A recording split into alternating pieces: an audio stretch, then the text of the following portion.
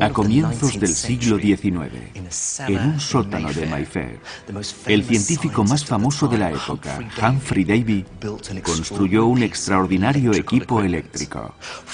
4 metros de ancho por 8 de largo de malolientes pilas de metal y ácido fueron creados para generar más electricidad que la nunca imaginada hasta el momento. De hecho, esta fue la batería más grande vista hasta entonces. Y con ella, Davy estaba a punto de impulsarnos a una nueva era.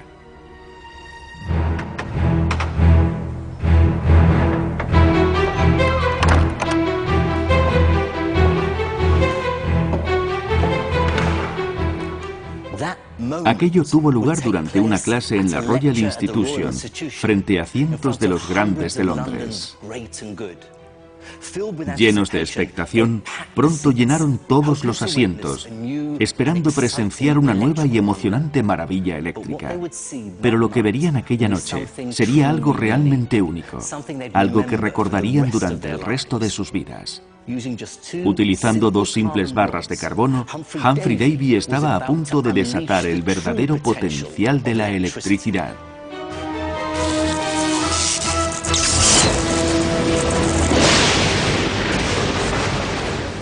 La electricidad es una de las fuerzas más imponentes de la naturaleza, y su manifestación más potente es el rayo.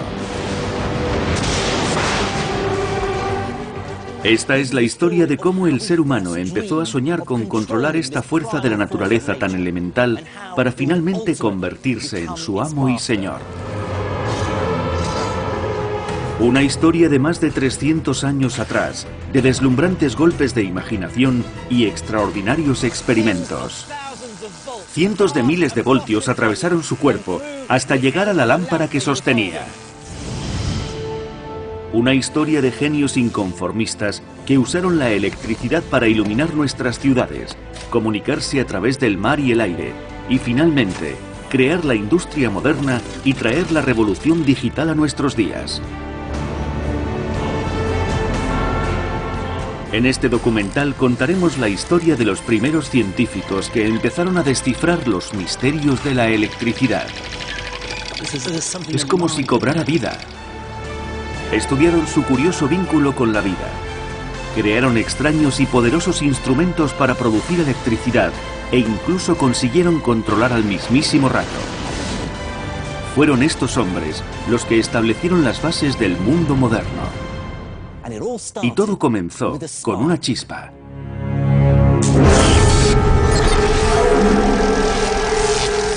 La historia de la electricidad. La chispa.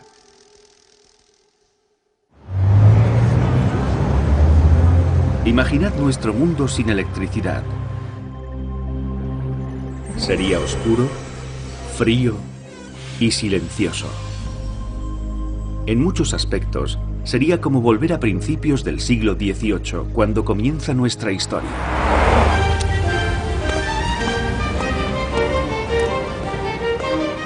Esta es la Royal Society de Londres. Tras unos años retirado, Isaac Newton logra hacerse finalmente con el control a principios de 1700, tras la muerte de su enemigo Robert Hooke. Newton compró a sus seguidores, quienes le ayudaron apoyando su nueva posición. El nuevo director de experimentos por aquellas fechas era Francis Hawkesbury, de 35 años. Existen anotaciones de la Royal Institution de 1705 que revelan cómo Hawkesbury intentó dejar huella de su personalidad en las reuniones semanales, realizando experimentos cada vez más espectaculares para impresionar a sus maestros. En noviembre presentó este artefacto, la esfera de cristal giratoria. Consiguió extraer el aire de su interior utilizando una nueva máquina, la bomba de aire. Su máquina tenía una manivela que le permitía girar la esfera. Una a una, las velas de la habitación se iban apagando. Y Francis colocó su mano sobre la esfera. Los asistentes estaban a punto de presenciar algo impresionante.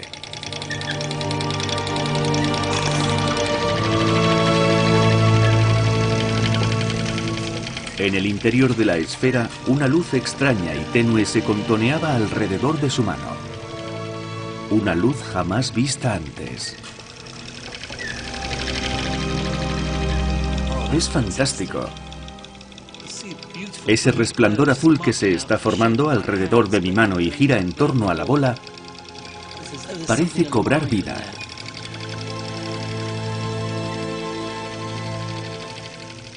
Resulta difícil comprender por qué este resplandor azul significó tanto, pero debemos tener en cuenta que en aquella época los fenómenos naturales de este tipo eran considerados obra del Todopoderoso.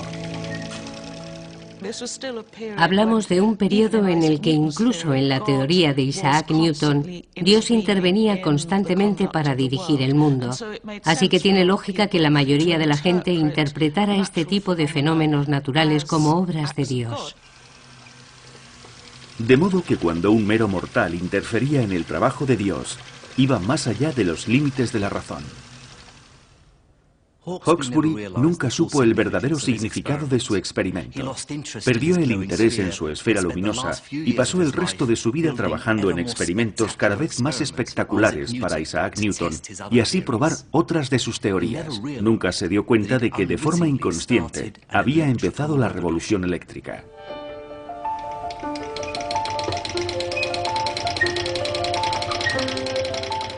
Antes de Hawkesbury, la electricidad era mera curiosidad. Los antiguos griegos solían frotar el ámbar, al cual llamaban electrón, para producir pequeños choques eléctricos. E incluso la reina Isabel I se maravillaba con el poder de la electricidad estática con el que se hacían levitar plumas de ave. Pero ahora la máquina de Hawkesbury podría producir electricidad girando una manivela. Una electricidad que podía verse. Y por si fuera poco, su invento coincidió con el nacimiento de un nuevo movimiento que se extendía por toda Europa, conocido como la Ilustración o Siglo de las Luces. Los iluminados utilizaron la razón para cuestionar el mundo y su legado era la política radical, el arte iconoclástico y la filosofía natural o ciencia.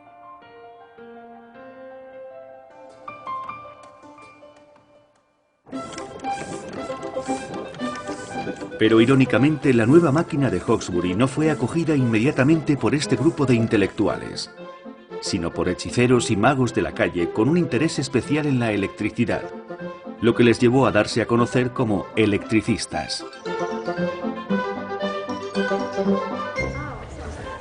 Narra la historia que en una cena a la que asistió el conde de Austria, un electricista colocó varias plumas sobre la mesa y cargó una barra de cristal con un pañuelo de seda, dejando perplejo a los invitados cuando las plumas se elevaron al aproximar la barra. A continuación, cargó su propio cuerpo utilizando una de las máquinas de Hawkesbury y les fue dando pequeñas descargas eléctricas a los invitados, causando gran asombro entre ellos. Pero el plato fuerte llegó con una copa de coñac que colocó en el centro de la mesa y que, después de volver a cargarse de electricidad, encendió con una chispa que salió de su dedo índice. Había un truco llamado la beatificación eléctrica, en el que la víctima se sentaba en una silla aislante y se le colocaba una corona de metal sobre su cabeza. Al cargar la corona de electricidad se producía una descarga eléctrica en torno a la misma con cierto aspecto de halo. Por ello se denominó la beatificación eléctrica. A medida que Inglaterra y el resto de Europa enloquecía por la electricidad, los espectáculos se hacían más grandes y los electricistas más curiosos empezaron a formularse preguntas más profundas.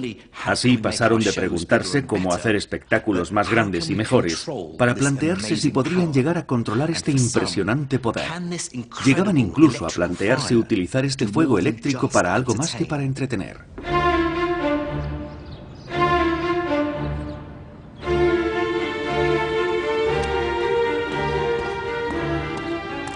Uno de los mayores avances no se hubiera producido de no ser por un terrible accidente.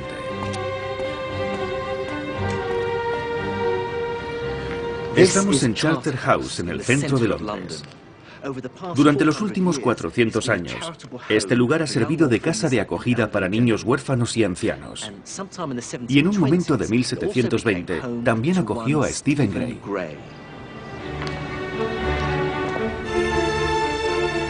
Stephen Gray era un conocido tintorero de Canterbury. Observar las chispas eléctricas que saltaban de la seda era algo que le fascinaba. Pero desgraciadamente, un terrible accidente terminó con su carrera y lo dejó en la miseria. Fue entonces cuando le ofrecieron una nueva vida en Charterhouse, donde podría llevar a cabo sus experimentos eléctricos.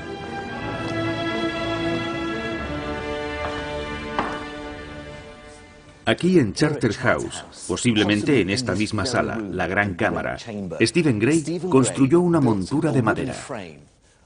De lo alto de la viga colgó 2 columpios sujetos a 2 cuerdas de seda cada uno.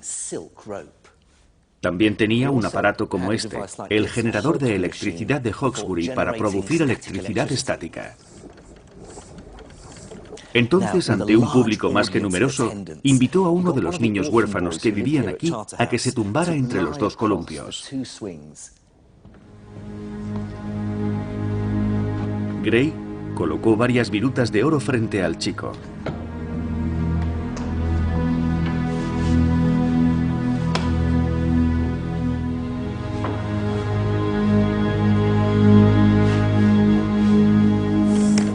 Entonces, generó electricidad para cargarlo con una biela.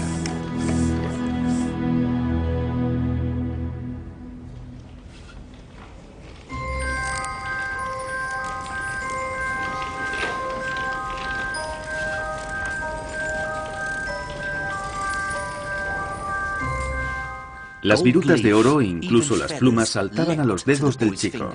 Algunos de los que presenciaron aquello aseguraron ver chispas que salían disparadas de la punta de sus dedos. Todo un espectáculo.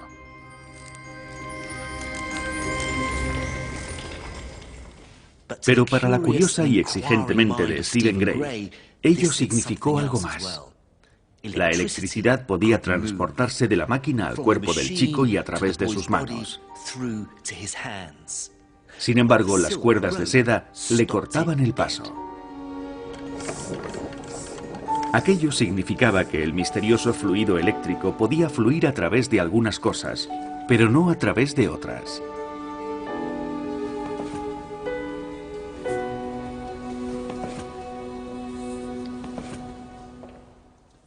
Todo esto llevó a Gray a dividir el mundo en 2 tipos de sustancias diferentes a las que denominó aislantes y conductores. Los aislantes mantenían la carga eléctrica y no dejaban que se moviera, como la seda, el pelo, el cristal y la resina, mientras que los conductores permitían que la electricidad fluyera a través de ellos, como el cuerpo de aquel chico y los metales. Esta distinción sigue siendo de gran importancia en la actualidad. Pensemos en estas torres de alta tensión. Siguen funcionando en base al mismo principio que Gray utilizó hace casi 300 años. Los cables son conductores. Las piezas de vidrio y cerámica que hay entre los cables y el metal de la torre son aislantes. De esta forma, se evita que la electricidad se escape de los cables a través de la torre y llegue al suelo. Son como las cuerdas de seda del experimento de Gray.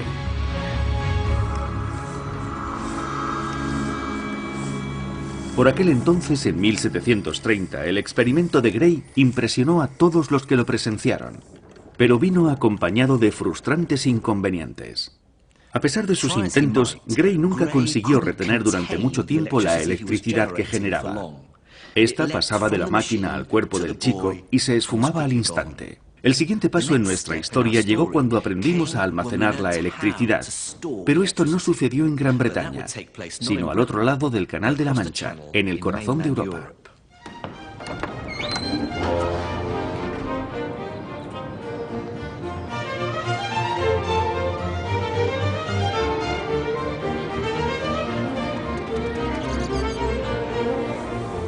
Al otro lado del canal, los electricistas trabajaban con la electricidad como sus homólogos británicos, y de hecho allí había un centro destinado a la investigación de la electricidad en Leiden, Holanda.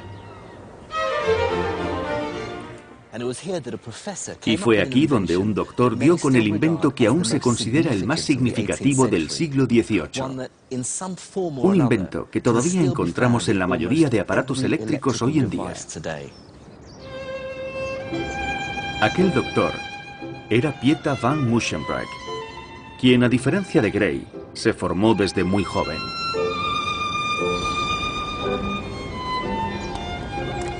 Pero irónicamente, su gran descubrimiento no surgió de su rigurosa ciencia, sino por un simple error humano.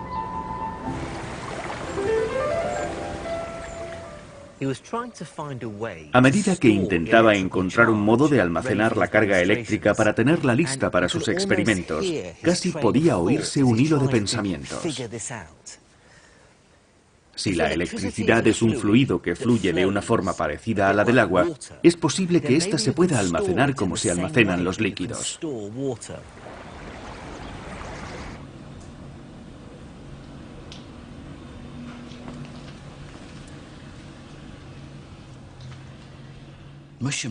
Así que Musschenbroek partió literalmente de este planteamiento. Cogió una botella de cristal y la llenó de agua. Después introdujo en el agua el extremo de un cable conductor conectado al generador eléctrico de Hawkesbury. Luego colocó la botella sobre una superficie aislante. A continuación, intentó verter en la botella con agua la electricidad generada por la máquina y transportada a través del cable. Pero por más que lo intentaba, la carga no se almacenaba en la botella. Entonces, un día, por accidente, olvidó colocar la botella sobre el aislante y la cargó mientras aún la sostenía con la mano.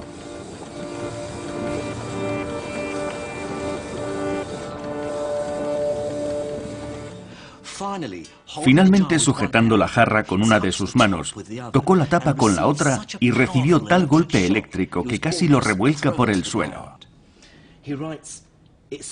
Musschenbroek escribió: "Este es un nuevo y terrible experimento que os aconsejo que nunca intentéis, pues juro por el reino de Francia que yo no lo repetiría, ya que si he sobrevivido a él ha sido por la gracia de Dios. Así que seguiré su consejo y sin tocar la tapa intentaré conseguir una chispa".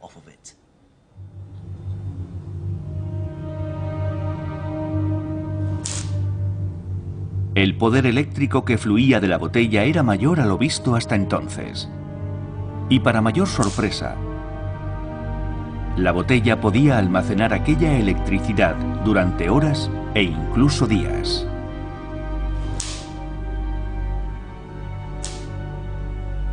De modo que, en honor a la ciudad de Leiden, donde Musschenbroek realizó su descubrimiento, este pasó a llamarse Botella de Leiden. Y su fama pronto se extendió por todo el mundo. En muy poco tiempo, entre el 1745 y el fin de la década, el nombre de Botella de Leiden se globalizó. Se extendió desde Japón al este de Asia, de Filadelfia al este de América. Se convirtió en uno de los elementos científicos que menos tardó en globalizarse. Aunque la botella de Leiden se convirtió en un fenómeno eléctrico, nadie tenía ni la menor idea de cómo funcionaba. Si vaciamos una jarra de fluido eléctrico, el choque eléctrico que produce aumenta si dejamos que el fluido toque tierra. ¿Por qué es mayor el choque eléctrico si la jarra gotea? ¿Por qué el choque eléctrico es menor si mantenemos el fluido en la jarra? Este fue el reto al que se enfrentaron los filósofos eléctricos de mediados del siglo XVIII. La electricidad era sin duda una maravilla fantástica. Producía chasquidos y chispas, y ahora podía almacenarse y ser transportada. No obstante, ¿qué era la electricidad? Cómo funcionaba y por qué podía hacer todas estas cosas era todavía un absoluto misterio.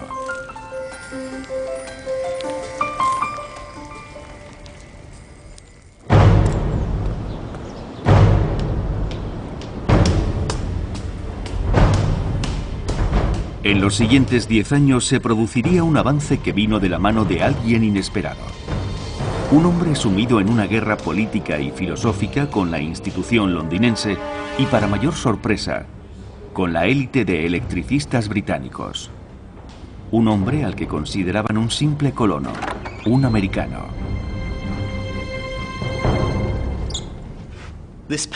Este es el cuadro de Benjamin Franklin. Lo podemos encontrar aquí en la Royal Society de Londres. Franklin era un apasionado partidario de la independencia americana y veía en la persecución de la ciencia racional y particularmente en la electricidad un medio para retrotraer la ignorancia, a los falsos ídolos y por último a sus elitistas maestros coloniales. Todo se entremezcló con la idea democrática e igualitaria que Franklin tenía junto con sus aliados de que este era un fenómeno al alcance de todos. Ellos se decían, he aquí algo que la élite no puede comprender, pero que nosotros sí entendemos. Hay algo que la élite no puede controlar, pero que quizás nosotros sí. Y por encima de todo, se encuentra la superstición, algo que nosotros, los racionales, igualitarios e intelectuales democráticos en potencia podremos razonar, sin parecer esclavos de la magia y el misterio. De modo que Franklin usó el poder de la razón para explicar de un modo racional lo que muchos consideraban un fenómeno mágico: el rayo.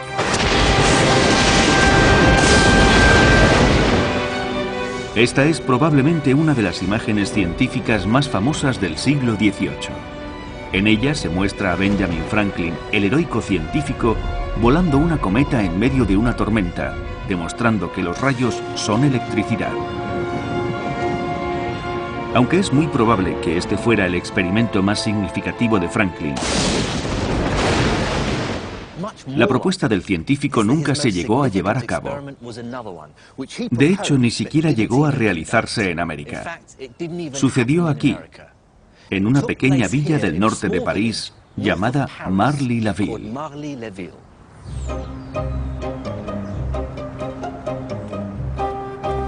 Los franceses adoraban a Franklin, especialmente su política antibritánica, y ellos se encargarían de llevar a cabo otros de sus experimentos. Este es el lugar exacto donde tuvo lugar aquel experimento.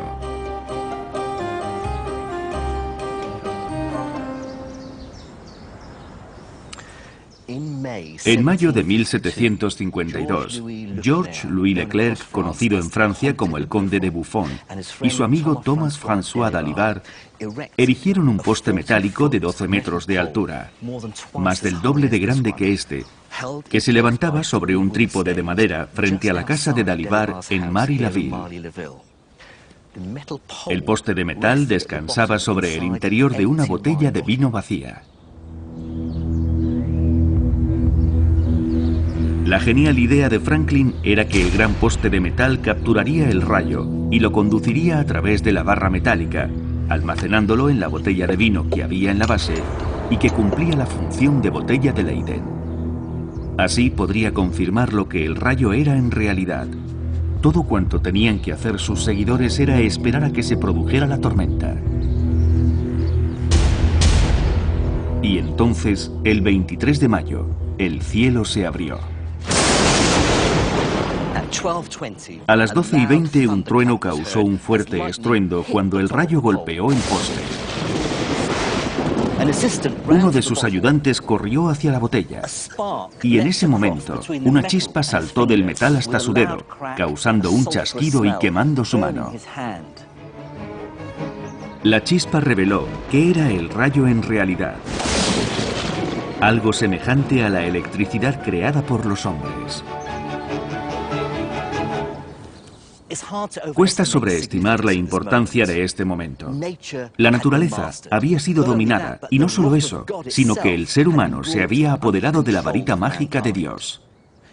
Fue como una especie de herejía. El experimento de Franklin fue muy importante, ya que probó que las tormentas de rayos producen o son producidas por la electricidad y que es posible traer a la Tierra. Es una fuerza de la naturaleza que está ahí esperando a que la atrapemos. Entonces, Franklin concentró su mente racional en otra cuestión. ¿Por qué la botella de Leyden producía más chispas cuando estaba en contacto con la mano? ¿Por qué la electricidad no se escapaba? Y basándose en su experiencia como hombre de negocios, pudo ver algo que los demás no. Al igual que el dinero que está depositado en un banco, la electricidad puede estar a crédito, lo que él denominó positiva, o a débito, negativa. Para él, el problema de la botella de Leyden era comparable a la economía de un país. La idea de Franklin se basaba en que todos los cuerpos están envueltos de una atmósfera eléctrica y que por lo tanto existe una cantidad de fluido eléctrico que rodea todos los cuerpos. Si posee mucho fluido, este se denomina positivo. Si por el contrario posee poco, este se llama negativo. Y la naturaleza está organizada de forma que los positivos y los negativos tienden a equilibrarse como lo hace la economía ideal americana. Franklin comprendió que la electricidad era en realidad carga positiva que fluía contrarrestando la carga negativa, y creía que algo tan simple como esto podía resolver el misterio de la botella de Leyden.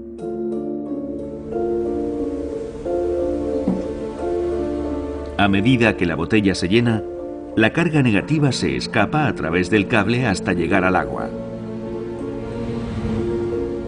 Si la botella está colocada sobre un aislante, una pequeña cantidad de electricidad se acumula en el agua. Sin embargo, si alguien sostiene la botella mientras ésta se carga, la carga eléctrica positiva es absorbida por el suelo a través de su cuerpo en el exterior de la botella, intentando equilibrar la carga negativa. Pero el cristal, al ser aislante, impide que las cargas positiva y negativa se equilibren, haciendo que la carga aumente a ambos lados. Al tocar el extremo superior de la botella con la otra mano, el circuito se completa, permitiendo que la carga negativa del interior circule a través de la mano y equilibrando así la carga positiva en el exterior. El movimiento de esta carga produce un choque eléctrico y a menudo chispas.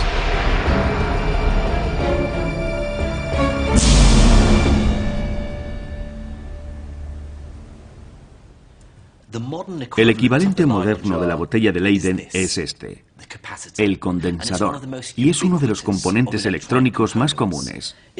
Lo encontramos en todas partes, y esta placa base tiene varios de ellos. El condensador ayuda a regular los picos de electricidad, protegiendo a los componentes sensibles incluso de los circuitos eléctricos más modernos.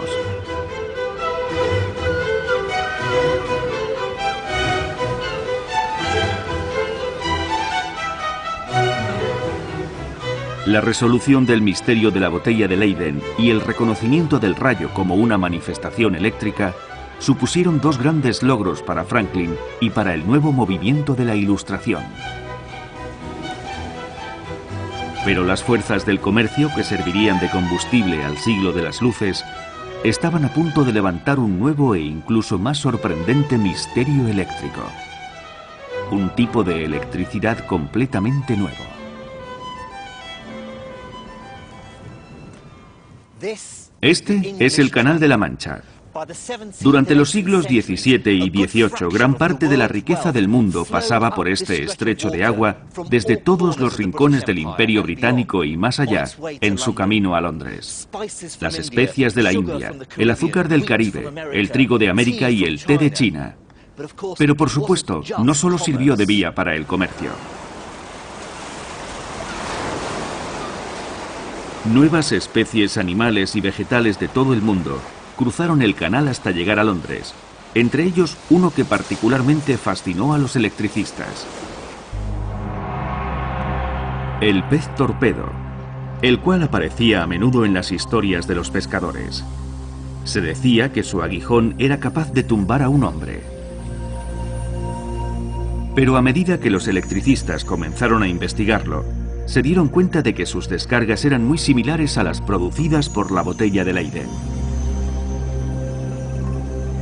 ¿Podía su aguijón realmente producir descargas eléctricas? Al principio muchos renegaban del pez torpedo, como si de una leyenda se tratara. Algunos decían que el pez solo mordía, mientras que otros aseguraban que no podía causar descargas eléctricas, ya que no se producía ninguna chispa. Pero para la mayoría supuso un extraño e inexplicable misterio, y fue uno de los más peculiares y brillantes personajes de la ciencia británica quien desvelaría el misterio del pez torpedo.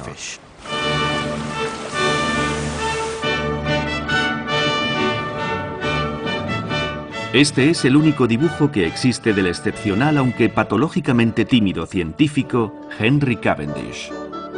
Su existencia se debe a que un artista hizo un boceto de su abrigo cuando estaba colgado en una percha, para luego dibujar su rostro.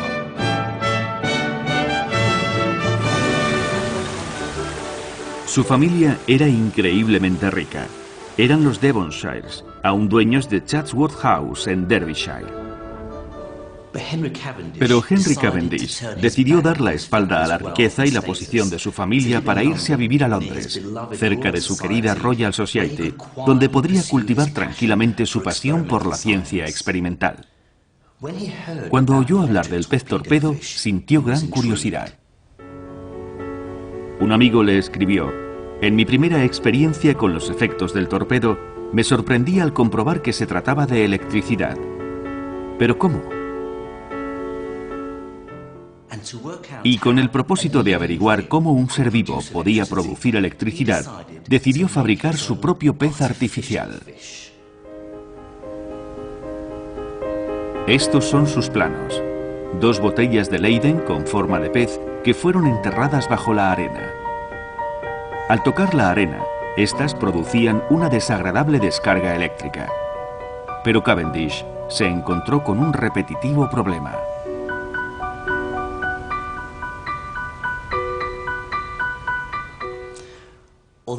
Aunque tanto el verdadero pez torpedo como el pez artificial de Cavendish producían choques eléctricos considerables, el pez verdadero nunca producía chispas. Cavendish estaba perplejo. ¿Cómo podía tratarse del mismo tipo de electricidad si se comportaba de forma diferente? Cavendish se pasó el invierno de 1773 en su laboratorio tratando de encontrar la respuesta, hasta que con la llegada de la primavera tuvo una genial idea. La ingeniosa respuesta de Cavendish apuntaba a una sutil diferencia entre la cantidad de electricidad y su intensidad. El pez real producía el mismo tipo de electricidad, pero su intensidad era menor. Para un físico como yo, aquello marcó un punto decisivo, puesto que supuso un momento en el que brotaron 2 genuinas teorías científicas. A lo que Cavendish llamó cantidad de electricidad, es lo que hoy en día conocemos como carga eléctrica, y su intensidad es lo que se conoce como diferencia de potencial o voltaje. De modo que el choque producido por la botella de Leyden tenía un voltaje alto pero una carga baja, mientras que el pez torpedo tenía un voltaje bajo y una carga alta, y eso es algo que se puede medir.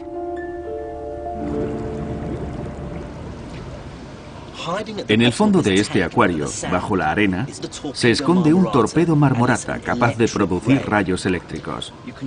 Mirad cómo sus ojos sobresalen de la arena. Se trata de un pez hembra adulto, y voy a intentar medir la electricidad que desprende utilizando este cebo. Este pez está conectado a un osciloscopio a través de esta varilla de metal. Vamos a intentar medir su voltaje en el momento en el que captura a su presa. Allá vamos.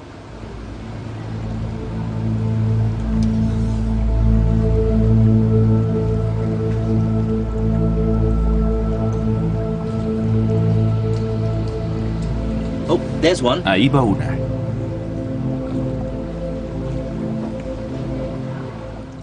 Y ahí va otra. El pez ha producido un choque eléctrico de 240 voltios, el mismo voltaje que la corriente eléctrica doméstica, pero aproximadamente 10 veces menos que la botella de Leyden. Bueno, eso me hubiera dado una descarga eléctrica bastante desagradable, y no quiero ni imaginarme lo que supondría para los científicos del siglo XVIII presenciar algo así. Un animal, un pez, que produce por sí solo electricidad. Cavendish había demostrado que el pez torpedo generaba electricidad, pero no sabía si se trataba del mismo tipo de electricidad que producían las máquinas eléctricas. La cuestión era si el pez torpedo producía el mismo tipo de electricidad que las máquinas, o si existían dos tipos de electricidad diferentes, si existía un tipo de electricidad artificial y otra que contienen los cuerpos vivientes. Aquí surgió un debate que generó opiniones opuestas durante décadas.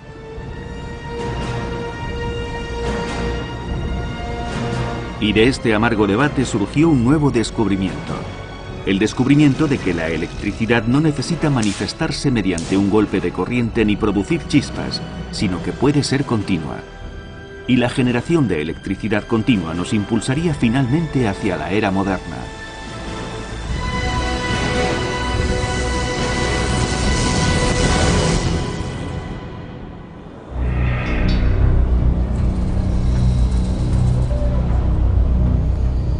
Pero el siguiente paso en la historia de la electricidad llegaría como resultado de la violenta rivalidad personal y profesional entre dos académicos italianos.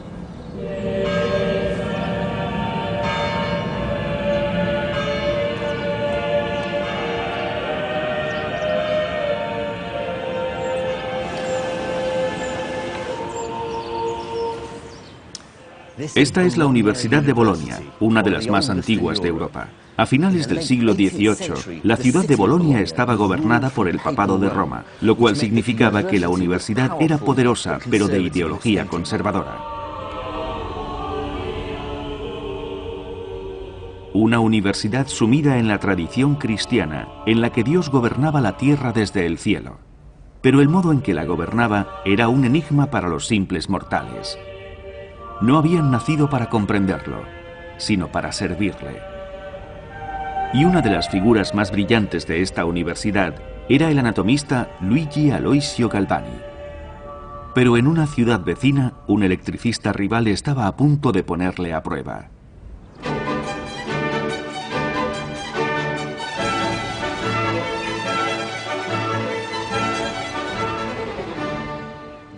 Esta es Pavía, una ciudad situada a tan solo 240 kilómetros de Bolonia, aunque a finales del siglo XVIII parecían dos mundos aparte en términos políticos.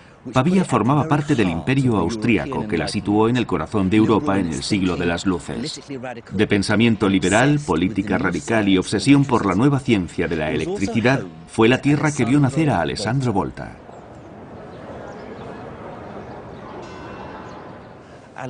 Alessandro Volta y Galvani eran polos opuestos.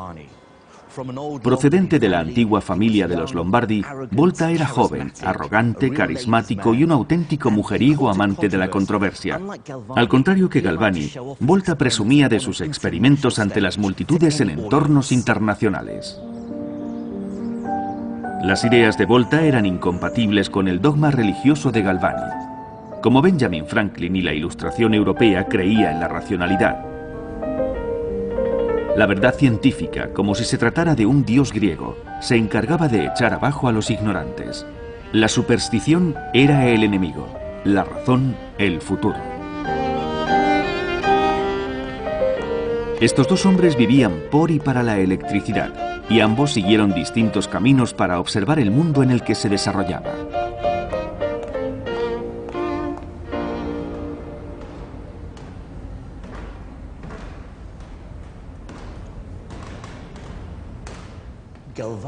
Galvani se sentía atraído por las aplicaciones de la electricidad en la medicina. En 1759, por ejemplo, aquí en Bolonia, la electricidad se utilizaba para estimular los músculos de personas paralizadas. En un antiguo informe dice: era un deleite ver cómo un mastoideo giraba la cabeza, doblaba los bíceps y los codos, es decir, ver la fuerza y vitalidad de todos los movimientos que tenían lugar en los músculos paralizados sometidos al estímulo.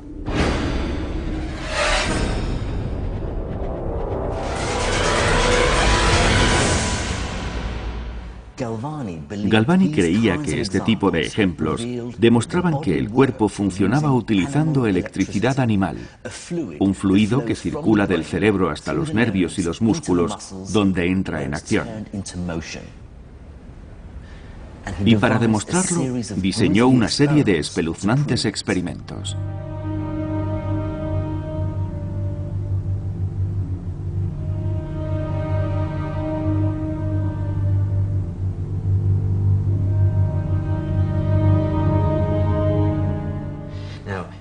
En primer lugar, preparó una rana. Aquí dice que previamente había destripado a la rana, dejando solo los miembros inferiores intactos con el propósito de conservar los nervios principales. Bueno, yo he dejado a mi rana prácticamente intacta, pero he dejado a la vista los nervios que conectan las extremidades del anfibio. Entonces utilizó el generador eléctrico de Hawkesbury para generar una carga electrostática que se acumularía y circularía a lo largo de este brazo y saldría por este cable de cobre. Después, conectó uno de los cables con carga a la rana y otro justo en el nervio bajo su pierna. Veamos lo que sucede. La extremidad de la rana se sacude como si hiciera contacto. Otra vez. Galvani llegó a la conclusión de que había una especie de ente en los músculos del animal, algo a lo que denominó electricidad animal. No era como otros tipos de electricidad, sino que se trataba de algo intrínseco a los seres vivos. Pero para Volta, la teoría de electricidad animal tenía connotaciones mágicas y supersticiosas. No había lugar para ella dentro de la ciencia racional e ilustrada. Volta interpretó el experimento de un modo totalmente distinto al de Galvani. Pensó que revelaba algo totalmente nuevo. Para él, las extremidades de la rana no se movían como resultado de haber desatado la electricidad del cuerpo del animal, sino debido a la electricidad proveniente de afuera. Las piernas eran meros indicadores. Las ancas de la rana se movían únicamente debido a la entrada de electricidad generada por la máquina. Desde Bolonia, Volta reaccionó furiosamente ante las ideas de Galvani. Volta creía que Galvani había cruzado la delgada línea que separa a los experimentos eléctricos del terreno que corresponde a Dios, y aquello fue considerado una herejía. El concepto de una especie de espíritu artificial como era la electricidad, una fuerza viviente, un agente que se consideraba que únicamente podía ser creado por Dios y transferido al cuerpo de un ser humano o una rana, les pareció un sacrilegio, ya que eliminaba la barrera que separaba el reino divino de Dios del reino material de los mortales.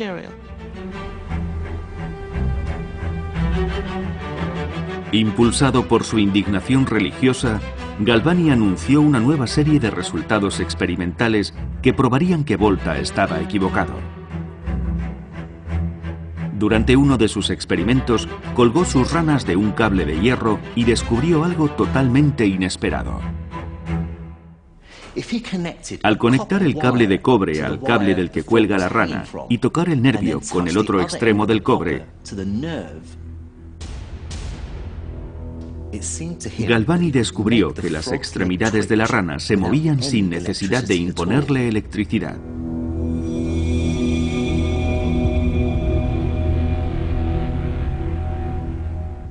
Galvani llegó a la conclusión de que debía de haber algo en los cuerpos de las ranas, incluso muertas, que se conservaba durante un tiempo después de su muerte, produciendo un tipo de electricidad y que los cables de metal liberaban de algún modo esa electricidad. Y los cables de metal de algún modo liberaban dicha electricidad. Durante el siguiente mes, los experimentos de Galvani se centraron en aislar dicha electricidad animal, combinando metales, la rana y la botella de Leyden con máquinas eléctricas. Para Galvani, estos experimentos probaban que la electricidad se originaba en la propia rana. Los músculos de la rana eran botellas de Leyden que almacenaban fluido eléctrico y lo liberaban en una ráfaga. El 30 de octubre de 1786 publicó sus descubrimientos en un libro, De Animali Electricitate, la electricidad animal. Galvani estaba tan convencido de sus ideas que incluso envió un ejemplar de su libro a Volta. Pero Volta era incapaz de digerir la teoría de la electricidad animal de Galvani. Estaba seguro de que la electricidad provenía de otro lugar. ¿Pero de dónde?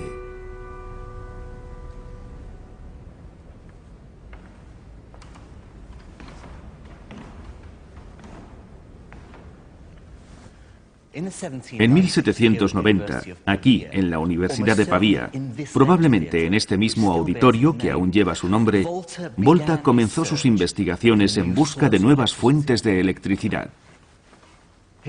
Sus sospechas se centraron en los metales que Galvani había utilizado para mover las extremidades de las ranas. Su curiosidad había sido alimentada por un extraño fenómeno con el que se había cruzado, el sabor que producía la combinación de los metales. Volta descubrió que si colocaba dos monedas de distinto metal sobre su lengua y después ponía una cuchara de plata encima de ambas, esta le producía un cosquilleo similar al que producía la descarga de la botella de Leyden.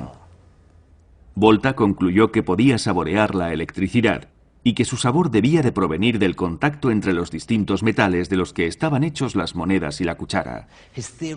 Su teoría chocó contra la de Galvani, afirmando que las extremidades de las ranas se movían no por su propia electricidad animal, sino porque reaccionaban a la electricidad de los metales. Pero la electricidad que generaban sus monedas era increíblemente débil. ¿Cómo podía aumentar su intensidad? Entonces, una idea surgió en su cabeza cuando releía manuscritos del gran científico británico Henry Cavendish y, en particular, su famoso trabajo sobre el pez torpedo.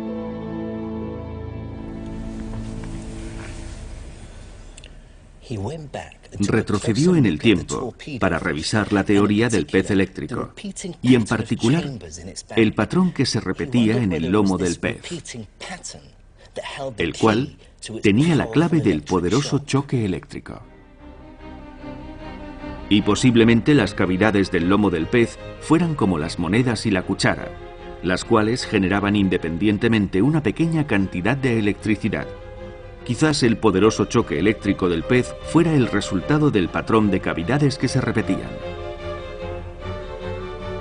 Con total confianza en sus ideas, Volta decidió contraatacar creando su propia versión del pez torpedo artificial y repitiendo su patrón utilizando metal.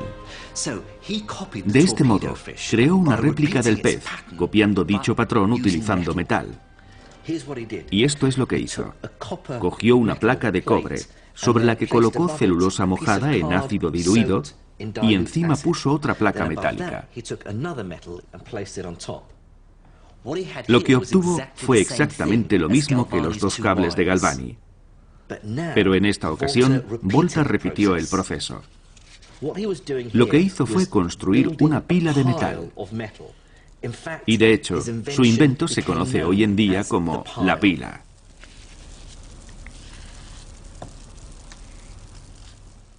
Pero la verdadera revelación vino con lo que esta pila podía hacer. Volta probó su pila consigo mismo, utilizando dos cables que había unido a cada extremo de la torre y aproximando los otros dos extremos a la punta de su lengua. De este modo pudo probar el sabor de la electricidad, y en esta ocasión su flujo era constante y más poderoso de lo normal. Así creó la primera pila. La máquina dejó de ser un artefacto eléctrico y mecánico para convertirse en una máquina única y exclusivamente eléctrica. Así que probó que la máquina que emulaba al pez funcionaba, que lo que denominaba metal o electricidad de contacto de los distintos metales daba resultado, ganando para siempre en su eterna controversia con Galvani. Lo que las pilas de Volta mostraban era que se podía reproducir el fenómeno completo de la electricidad animal sin necesidad de utilizar animales. Por lo que desde el punto de vista voltaico, parecía que Galvani estaba equivocado y que no había nada de especial en la electricidad de los animales. No era más que electricidad fácilmente emulada por esta pila artificial. Pero la mayor sorpresa para Volta fue que la electricidad generada era continua. De hecho, fluía como una corriente de agua. Y como tal, la medida de la cantidad de agua que circulaba se denominaba corriente. Este término pasó a utilizarse para denominar el flujo de electricidad en las pilas, conocido como corriente eléctrica.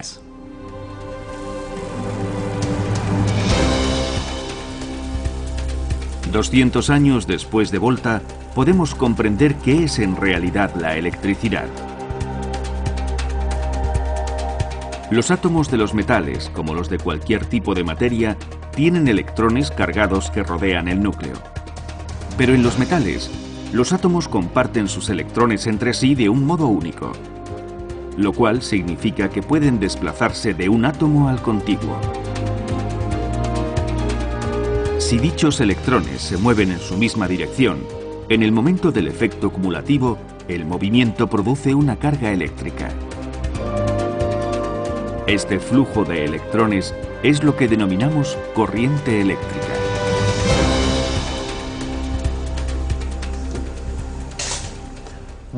Semanas después de que Volta publicara los detalles sobre su descubrimiento de la pila, los científicos descubrieron algo increíble sobre lo que podía conseguir.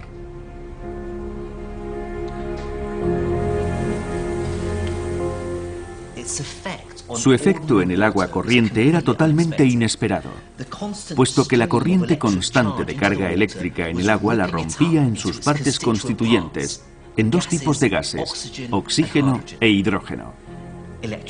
La electricidad anunciaba el comienzo de una nueva era. Una era en la que la electricidad dejó de ser una mera curiosidad para convertirse en algo realmente útil. Con el flujo de la corriente eléctrica constante, se consiguieron aislar con facilidad nuevos elementos químicos, y ello conformó las bases de la química, la física y la industria moderna. La pila de Volta lo cambió todo.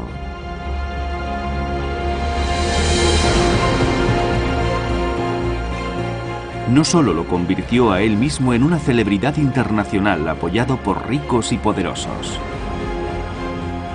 En reconocimiento a su invento y en honor a él, la unidad de medida fundamental de la electricidad se denominó voltio. Pero su adversario científico no tuvo tanto éxito. Luigi Aloisio Galvani murió el 4 de diciembre de 1798, sumido en la depresión y la pobreza. Desde mi punto de vista, no fue la invención de la batería lo que marcó este salto en la historia de la electricidad, sino lo que pasó después.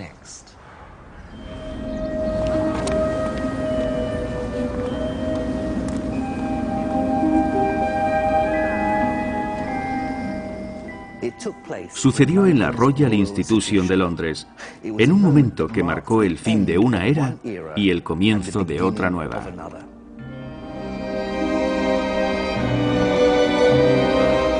Fue supervisado por Humphrey Davy, el primero de una generación de electricistas, joven, seguro de sí mismo y fascinado por las posibilidades que ofrecía la corriente eléctrica constante.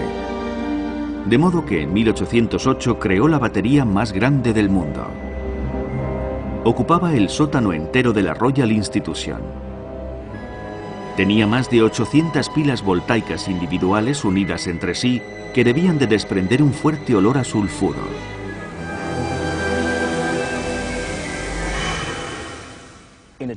En una oscura sala iluminada por la antigua tecnología de velas y lámparas de aceite, Davy conectó su batería a 2 filamentos de carbono y unió sus extremos. El flujo continuo de electricidad de la batería a través de los filamentos circulaba entre el espacio que los separaba, produciendo una brillante y cegadora chispa.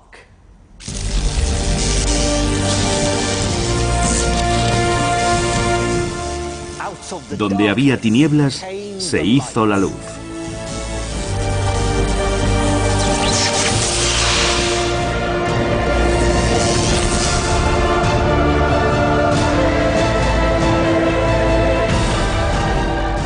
La lámpara de Davy simboliza el fin de una era y el comienzo de la nuestra, la era de la electricidad.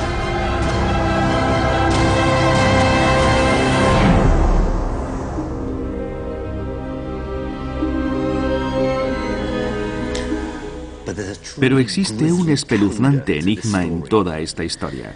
En 1803, el sobrino de Galvani, Giovanni Eldini, llegó a Londres con un nuevo, a la vez que aterrorizante experimento. Un asesino convicto llamado George Foster acababa de ser ahorcado en Newgate y en cuanto descolgaron su cuerpo de la soga, fue transportado al auditorio donde Eldini comenzó su macabro trabajo. Utilizando una pila voltaica, aplicó corriente eléctrica al cuerpo sin vida de aquel hombre. Eldini colocó un conductor eléctrico en el ano del cadáver y otro en lo alto de su columna vertebral, consiguiendo que el cuerpo sin vida de Foster se levantara y haciendo que su columna se arqueara y girara. Durante un instante, parecía como si el cadáver hubiera vuelto a la vida. Parecía que la electricidad tenía el poder de la resurrección. Y ello causó un profundo impacto en la joven escritora, Mary Shelley.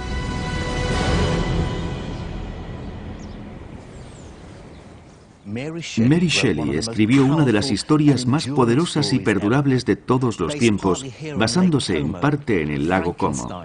Frankenstein narra la historia de un científico galvanista, probablemente inspirado en Eldini, quien da vida a un monstruo utilizando la electricidad para luego abandonar su creación asqueado por su propia arrogancia. Al igual que la lámpara de Davy, este libro simboliza un cambio en el tiempo.